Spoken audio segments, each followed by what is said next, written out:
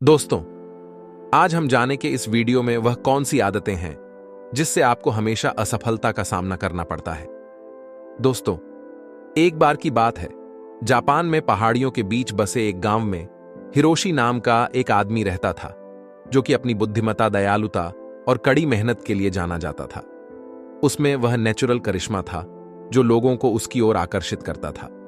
पर एक बात की कमी उसे हमेशा खलती थी कि उसे वह सम्मान नहीं मिल रहा है जिसका वह हकदार है, और इसकी वजह थी उसकी 6 आदतों का एक समूह जो उसके विकास में बाधा डाल रहे थे और उसे उसकी क्षमता तक पहुंचने से रोक रही थी।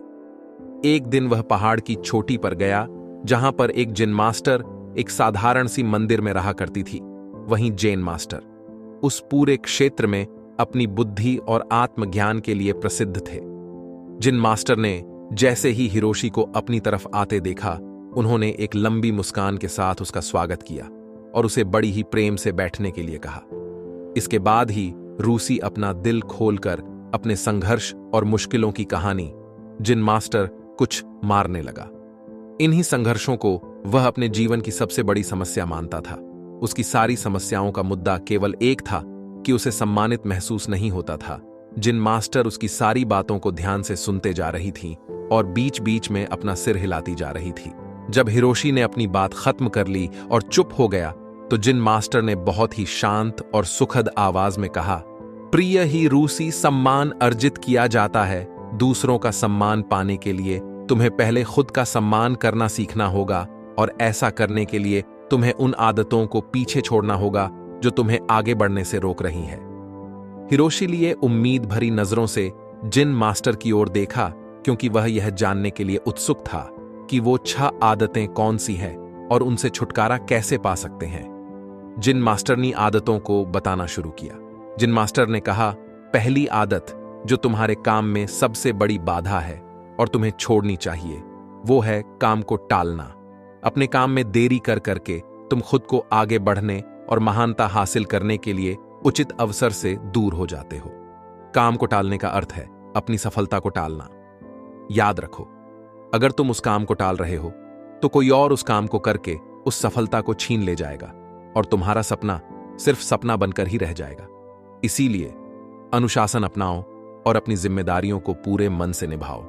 दूसरी आदत है लोगों को जज करने की आदत। हम किसी को बिना जाने बिना अच्छे से पर भी उसके बारे में एक विशेष राय बना लेते हैं, और अक्सर यह राय नकारात्मक ही होती है।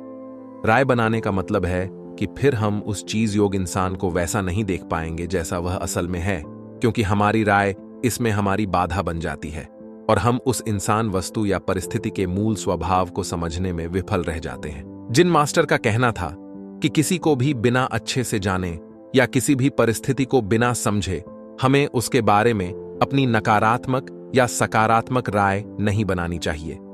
तीसरी आदत, जन्माष्टमी बताइए कि हर चीज के लिए दुखी होना बंद करो। हर परिस्थिति और हर चीज हमारे नियंत्रण में नहीं हो सकती, और ना ही हर चीज हमारे इच्छानुसार होगी। हमेशा कुछ न कुछ ऐसा होता ही रहेगा जो हमारी मर्जी के खिलाफ होगा। इसीलिए जो चीजें तुम्हारी नियंत्रण में नहीं हैं और जिनके लिए तुम कुछ भी नहीं कर सकते हैं, उनके लिए दुखी होना बंद करो। चौथी आदत है जलन और ईर्ष्या को दूर करो, और तुम्हारे अंदर जो भी शिकायतें, जो भी असंतोष है, उसे भी हटाओ। बेवजह की ईर्ष्या और गुस्सा अपने मन में रखकर हम खुद को ही नुकसान पहुंचाते हैं। इसके कारण हमारे भीतर डर और संकट पैदा होती है, जिससे बुद्धि दूषित हो जाती है और भ्रम पैदा हुई लगता है, और भ्रम की वजह से किसी भी काम में सफलता नहीं मिल पाती। इसीलिए जितना जल्दी हो सके खुद को इन नकारात्मक आदतों से दूर करो। 5वीं आदत जिसे तुम्हें छोड़ देना चाहिए, वह है दूसरों को दोष देने की आदत। किसी भी गलती का दोष दूसरों पर डाल देना, यह बहुत ही गलत बात है। इससे समाज भी हमारी बहुत ही खराब छवि बनती है और हमारा ध्यान गलतियों से सीखकर आगे बढ़ने की बजाय गलतियों को छिपाने और दूसरों को गलत साबित करने में लग जाता है। जो हमारे साथ कुछ अच्छा होता है तो हम उसका श्रेय लेना नहीं भूलते, तो अगर कुछ गलत होता है तो उसका दोष भी हमें खुद को ही देना चाहिए। दूसरों को दोष देना असफल लोगों की निशानी है। असफल लोगों की आदत होती है कि वे अपनी असफलता के लिए दूसरों को दोष देते हैं। कभी कभार ऐसा हो जाता है कि किसी और की गलती की वजह से हमारा काम बिगड़ जाता है, लेकिन जब कोई व्यक्ति अपनी असफलता के लिए बार बार किसी और को दोषी बना रहा है तो समझ लें ना कि इसमें किसी और की नहीं बल्कि खुद उस व्यक्ति की ही गलती है। अपनी गलती को मान लेने से हम छोटी या कमतर नहीं बन जाते हैं, इसीलिए अपनी असफलता पर किसी और को दोषी बनाने से अच्छा है अपनी गलती को मानो और से सीखकर आगे बढ़ो। छठी और आखिरी गलती है दूसरों से अपनी तारीफ सुनने की आदत। हम दूसरों को दिखाने के लिए अक्सर कुछ न कुछ नया करते रहते हैं। हर चीज के लिए हम चाहते हैं कि लोग हमारी तारीफ करें, हमारे बारे में अच्छा बोले और हम जो भी काम करें लोग उसकी प्रशंसा करें।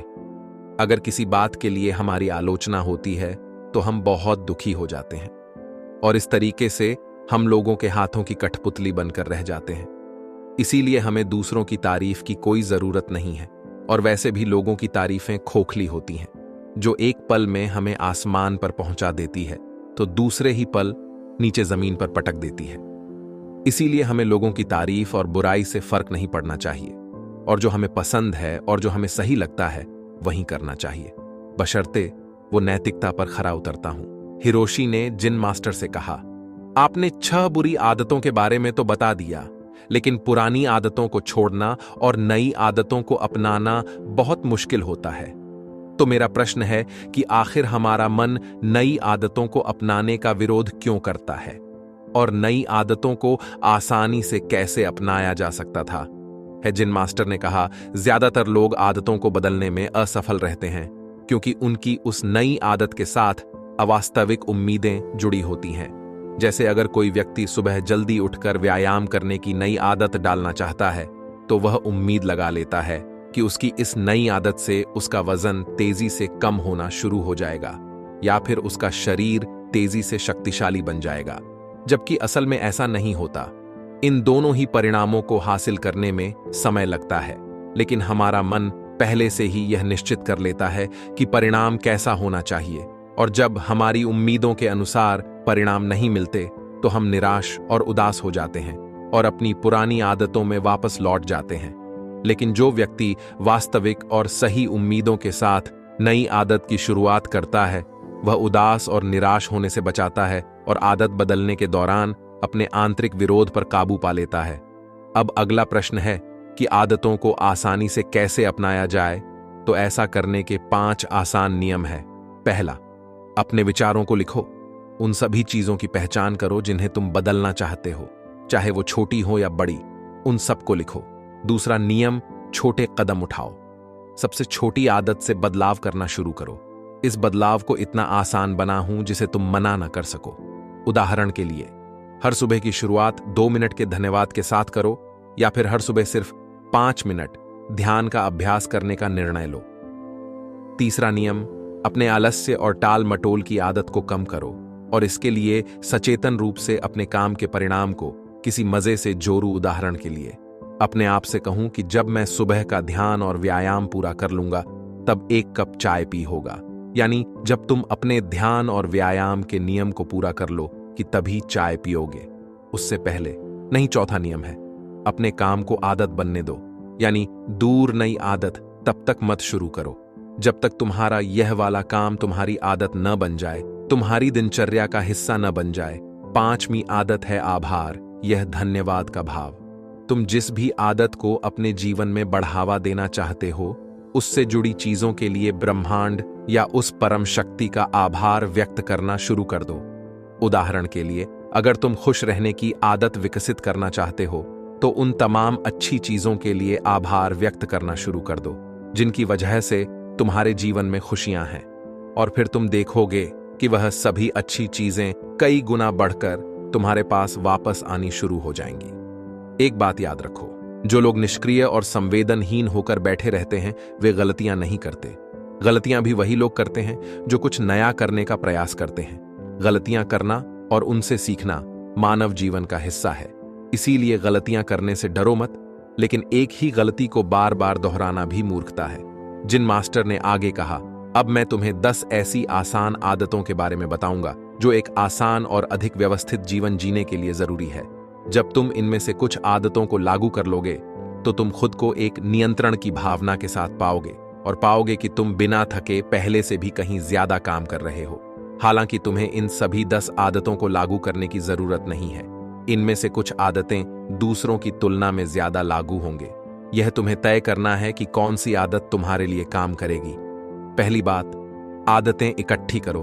तुम्हारे पास आने वाले किसी भी अच्छे विचार, काम या मौके कोई कागज पर लिखना शुरू करो। अपने साथ एक छोटी जारी रखना शुरू करो। दूसरी आदत, जब तुम्हारे पास सारी जानकारी और सारी चीजें इकट्ठा हो जाए तो इसके बारे में ठीक से सोचो और फिर निर्णय लेने में ज्यादा देरी मत करो। तुरंत निर्णय लो और काम पर लग जाओ। तीसरी आदत, उन 3 सिर्फ कामों को लिखो जिन्हें तुम्हें हर दिन पूरा करना है और हर हाल में पूरा करने का प्रयास करो। चौथी आदत, एक समय में सिर्फ एक काम पर ध्यान लगाने की आदत डालो। कभी भी एक ही समय पर एक से ज्यादा काम करने का प्रयास मत करो। पांचवी आदत, चीजों को सरल और साधारण रखो, खासकर अपनी उस सूची को जिस पर तुम अपने लक्ष्य और योजनाओं को लिखते हो। अपनी सूची को एकदम स्पष्ट, सरल और आसानी से पढ़ने लायक बनाओ। छठी आदत, अपने कमरे पर काम करने की जगह को हमेशा साफ सुथरा और व्यवस्थित रखो। चलते फिरते या थोड़ा समय निकालकर अपने आसपास की चीजों को व्यवस्थित करने की आदत डालो।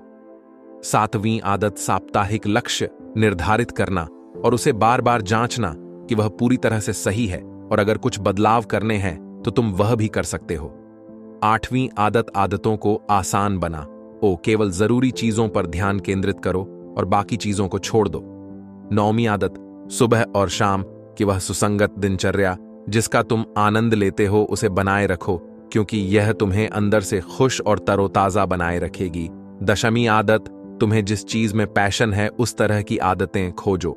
अपना जीवन उन चीजों के लिए समर्पित करो जिनके लिए तुम एक पैसा रखते हो, फालतू की चीजों और कामों के लिए अपनी ऊर्जा और समय बर्बाद मत करो। तो ये थी वो सभी आदतें जो तुम्हारे जीवन को बदल कर रख सकती हैं। लेकिन इन सभी आदतों को एक साथ अपनाने की गलती मत करना। जब एक आदत तुम्हारी दिनचर्या का हिस्सा बन जाए तब दूसरी की तरफ कदम बढ़ाना। इतना कहने के बाद जिन मास्टर अपनी बात समाप्त की और ही रूसी ने भी जिन मास्टर का धन्यवाद किया और अपने घर वापस आकर जिन मास्टर की बताई बातों का पालन करने लगा। दोस्तों, उम्मीद है कि आपको यह वीडियो पसंद आई होगी और वीडियो में यहां तक बने रहने के लिए आप सबका बहुत बहुत धन्यवाद। और दोस्तों, ऐसी ही वीडियो देखने के लिए हमारे चैनल को अभी सब्सक्राइब करें।